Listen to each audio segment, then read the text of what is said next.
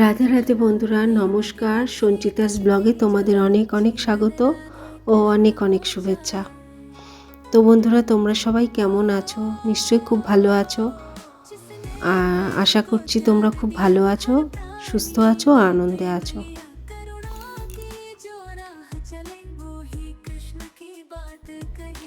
আজকে না ফার্স্ট ডেই চলে এসেছি ঘরে। তো ওদিকে কাজ সেরকম খুব একটা বেশি নেই, কিন্তু ঘরে একটু মোছামুছি বাকি আছে। ফার্নিচারগুলো মোছা হয় না তো 3-4 দিন, তোমরা তো জানোই যে 3-4 দিন মুছিনি। তো আজকে ফার্স্টেই আমি ঘর গুছিয়ে নিয়েছি, তো সেগুলো আর তোমাদের সাথে শেয়ার করিনি। এখন এগুলো ভাবছি যে ফার্নিচারগুলো মুছে নিই, তো সেগুলো তো শেয়ার করা হয়নি, এগুলো তোমাদের সাথে শেয়ার করলাম।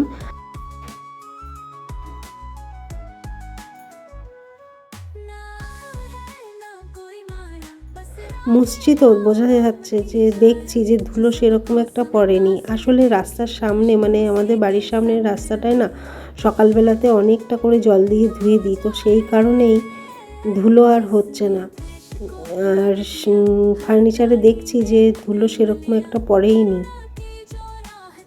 না হলে এখন তো শীতকাল, প্রচুর ধুলো পড়তো, আর ধুলোয় একদম ধুলো ঝাড়তে ঝাড়তে আমার অ্যালার্জি হয়ে যেত। আমার তো ডাস্ট অ্যালার্জি আছে। তো যাই হোক, ওদিকে মোছা হয়ে গেল। এবার চলে এলাম ড্রেসিং টেবিল মুছতে। তো ড্রেসিং টেবিলে না একটু ছিটে ছিটে ক্রিমের দাগ লেগেছে, তো সেই দাগগুলো কলিন দিয়ে মুছতে হবে। তো এখন আর আমি কলিন নিচ্ছি না, এখন হাত দিয়েই যতটা পারছি ততটা মুছে নিচ্ছি।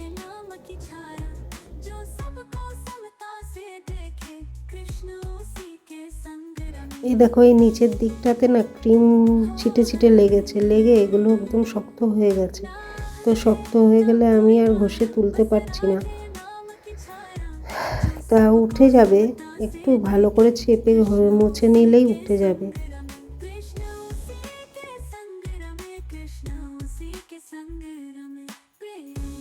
তো চলো, কাজ করতে করতে ভগবান শ্রীকৃষ্ণের কথায় আসি। আর তোমরা তো জানোই, ভগবান শ্রীকৃষ্ণের কথা আলোচনা করলে, শুনলে, বললে মন একদম তরতাজা হয়ে যায়, মন ভালো হয়ে যায়। তো দেরি না করে চলো ভগবান শ্রীকৃষ্ণের দু একটা কথায় আসি।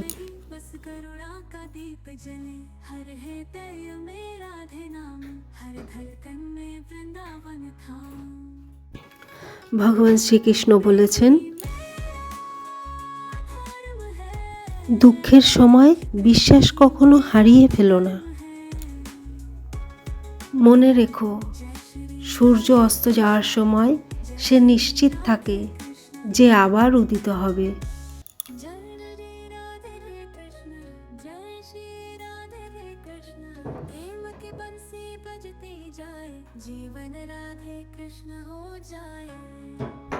ভগবান শ্রীকৃষ্ণ এ কথাও বলেছেন যে পুরনো রীতি রেওয়াজ কখনোই মানুষকে সঠিক পথে চালনা করে না।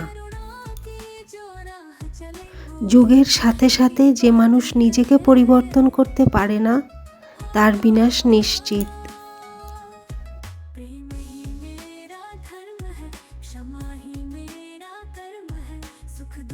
রাধে রাধে। তো বন্ধুরা চলো, ওদিকে তো সব গোছানো হয়ে গেছে, বাকি ছিল সোফাটা গোছানো হয়ে গেছে। আর এদিকে রান্নাঘরে বললাম তো কোনো কাজ নেই, সেরকম কোনো কাজ নেই, কিন্তু দেখো অনেক বাসন রয়েছে আজকে, সেই বাসনগুলো সব ধুতে হবে। তারপরে একটু সাইডগুলো মুছে পরিষ্কার করে নিতে হবে।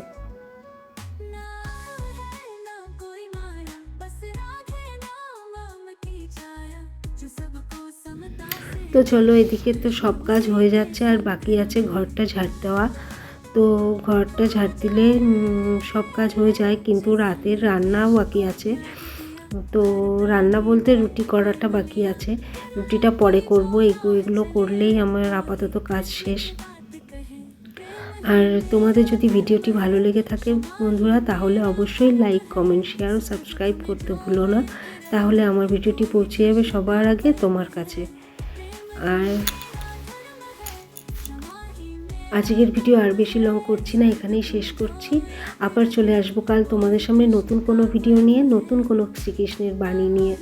আশা করলাম আজকে শ্রীকৃষ্ণের বাণীটি তোমাদের খুব ভালো লাগবে, ছোট বড় সবাইকে মুগ্ধ করবে। টাটা।